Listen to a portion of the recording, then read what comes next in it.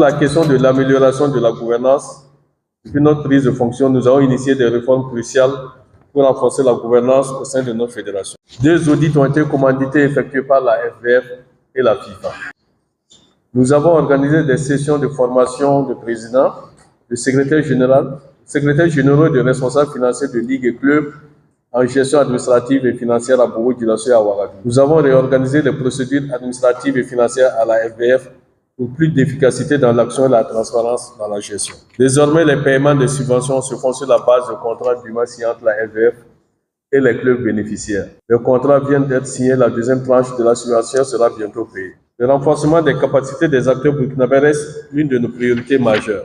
Ce n'est qu'avec des compétences accrues et une gestion professionnelle que nous pourrons espérer élever le niveau de notre football. Nous avons lancé des programmes de formation pour entraîneurs, arbitres, médecins, communicateurs, protocoles ainsi que pour les administrateurs des clubs, des ligues et bien d'autres structures. Nous avons mis en place une commission ad hoc pour l'élaboration d'un plan stratégique 2024-2028. Nous avons reçu une mission FIFA TDS avec Ousmane Sawadougou et Anthony Bafoué, qui ont travaillé avec nos techniciens pour renforcer nos systèmes de détection et de promotion des jeunes talents. Dans cette dynamique, nous avons établi un partenariat avec des institutions internationales et des experts de football pour offrir des formations de qualité. Pour les championnats hommes et dames, Ligue 1, Ligue 2 et Ligue 3, ainsi que les championnats des jeunes U20, U15 et U15, U17 et U15, nous avons confectionné des cartes d'accès au stade pour le public et des cartes d'accès tribune presse pour les journalistes. Nous avons effectué le paiement de la première tranche de subventions pour les championnats. Nous avons signé des partenariats avec la RTV pour les retransmissions et couvertures, la Générale des assurances pour les polices d'assurance, la Banque postale du Burkina Faso pour soutenir l'arbitrage, Orange Burkina Faso pour préparer les étalons cadets pour la CAN U17 Maroc 2025, COPC à Burkina Mine pour renforcer les capacités de nos communicateurs. Les supporters et tous les acteurs ont le plaisir de suivre les matchs de championnat et de la Coupe du Faso sur la RTV et ou sur FIFA+. Ainsi, 22 matchs Ligue 1 masculine et un match de Ligue 1 féminine ont été retransmis sur la RTV et 176 matchs de Ligue 1 masculin sur FIFA+. Le département marketing travaille à la valorisation des espaces pubs et brandings lors des matchs des équipes nationales, mais aussi des championnats et Coupes du Faso. J'ai été élu vice-président de la zone Ouest B de l'Union des fédérations ouest-africaines de football, UFOAB.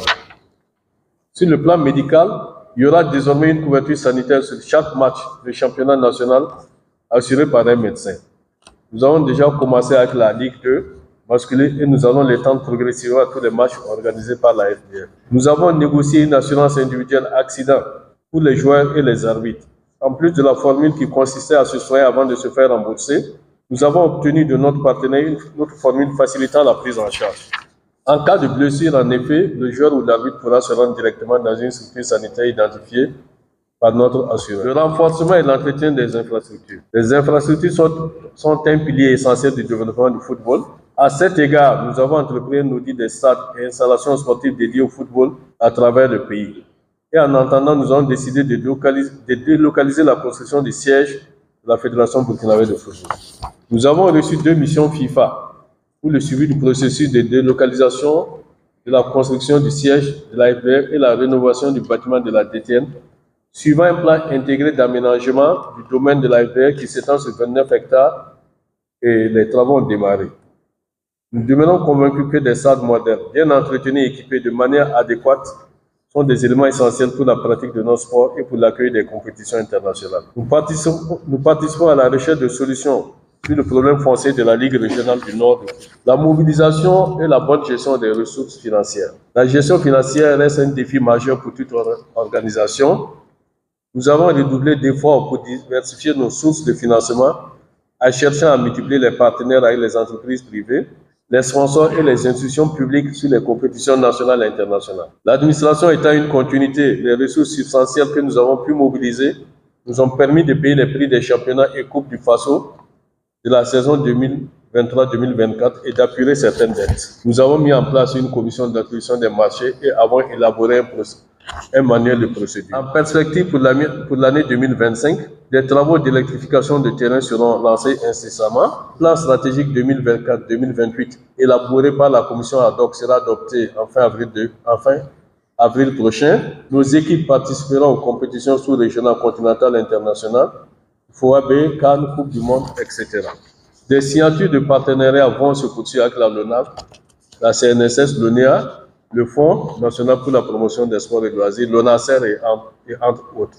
Un projet de partenariat avec la Fédération turque en cours. Nous avons aussi en projet la refonte et la protection du logo de la FBF, le lancement du site web de la FBF et des supports associés. Nous allons initier des campagnes de sensibilisation pour encourager l'implication des supporters dans le financement du football à travers des abonnements et des dons.